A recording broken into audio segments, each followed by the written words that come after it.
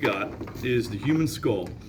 And the human skull, if you were to use this as an imaginary line, if you will, is divided into two regions. So if you had a line like this,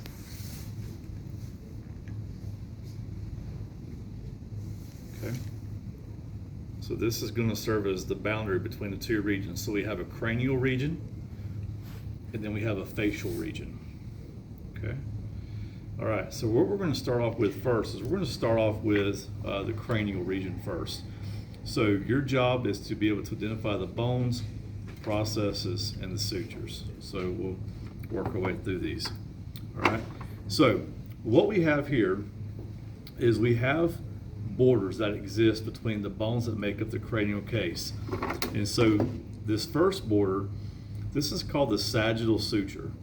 And the sagittal suture, it's not right. This is the coronal suture. Sorry, mine slipped up. Sorry. So this is the coronal or frontal suture, and so it's going to serve as the boundary between the frontal bone and the two parietal bones. And this next suture, this is called the sagittal suture, and that's correct. So this is the sagittal suture, and it serves as the border between the two parietal bones. Here on the side, we have another suture, and this is going to serve as the border between the temporal bone and the parietal bone. And the name of this suture is called the squamous suture. And then lastly, what we have is we have the lambdoid suture, which serves as the border between the occipital bone and our parietal bones. And the squamous suture that you see on one side, you also have that on the opposite side as well, okay? Now, you've heard of this before. A newborn baby, the doctor or the nurse or the parents say, okay, you don't want to touch the baby in the soft spots. These are the areas that we're referring to. These are called fontanelles, and these are areas that are loosely held together by connective tissue for two reasons. Number one, it allows for continued growth and development of the brain to expand in the cranial cavity. Then number two, it allows for ease of passage through the birthing canal. So oftentimes when the baby is born, it has sort of a cone head shape to it. That will flatten out after a period of time, but that's the reason for those. Okay, so any questions on the sutures? That good? Okay, so frontal bone, two parietal bones, two temporal bones, and then we have our occipital bone, okay? So let's take a look at the temporal bone before we dive into this to the inside. So here's the temporal bone, and what we have here is a large opening. This is called the acoustic meatus. So if you use a Q-tip, this is where that Q-tip is kind of going, right in here. Okay, so this would be the ear canal, so the acoustic meatus. And then you have this large rounded process right here. So if you take your fingers and you go to the bottom of your ear, just like this, you can feel that. That's called the mastoid process. And there's a muscle that comes up your neck and attaches to this mastoid process called the sternocleidomastoid muscle that you'll learn a little bit later on. But when that muscle contracts, it pulls on that mastoid process and it pulls the head or your skull to the right side, or if this side contracts, it pulls your head to the left side. And so that's the attachment point for that particular muscle. Okay. The other thing that we're going to see here, something called the styloid process. So think about a stylus that you use for your iPads. Same name. So this is the styloid process here. So you have a styloid process, the temporal bone, right side and left side. All right. So now I'm going to go inside and take a look at the bones that sit on the floor of the skull. Okay. So what we have here is we have the ethmoid bone. Everybody see that okay?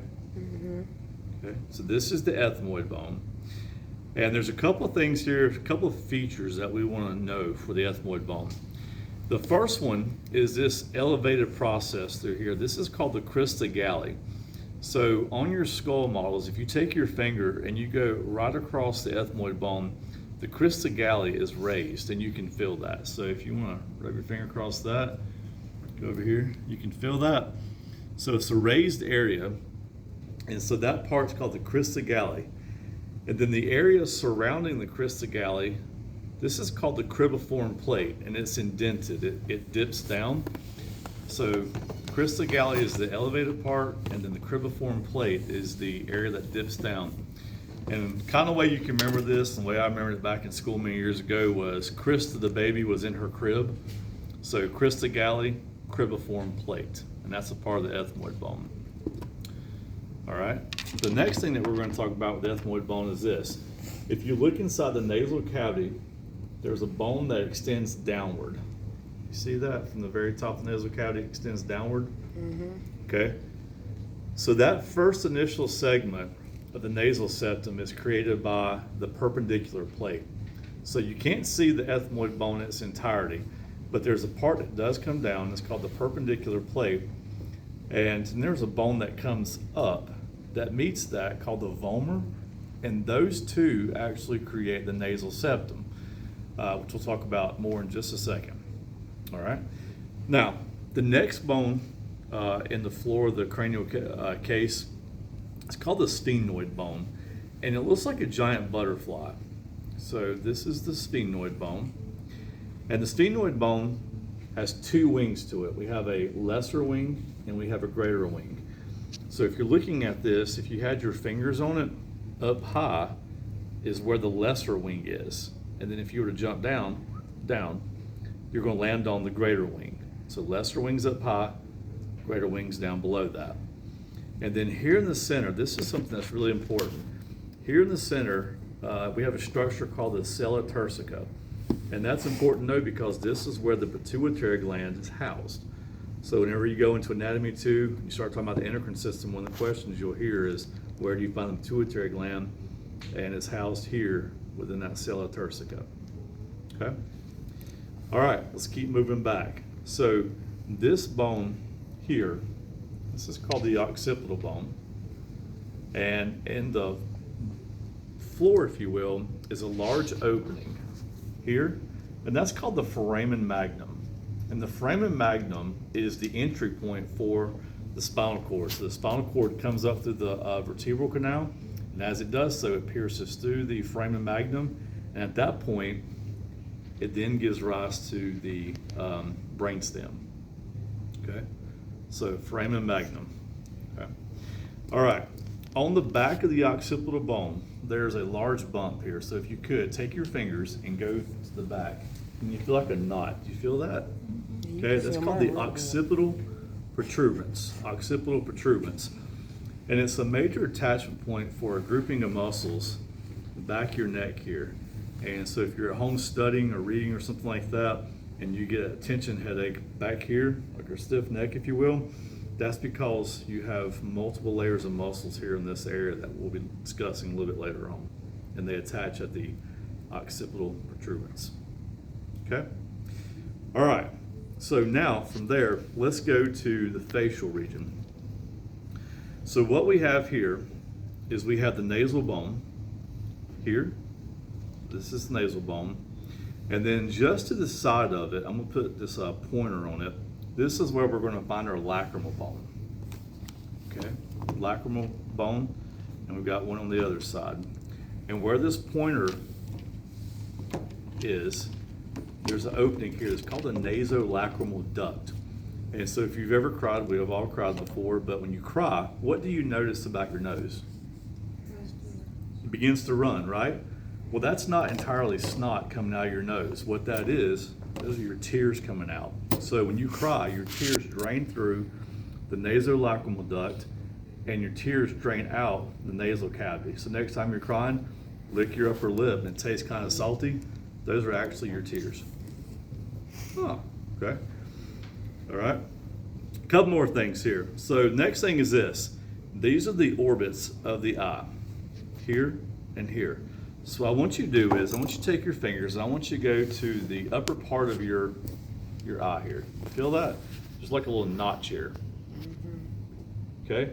What you're feeling is this. This is called the supraorbital notch.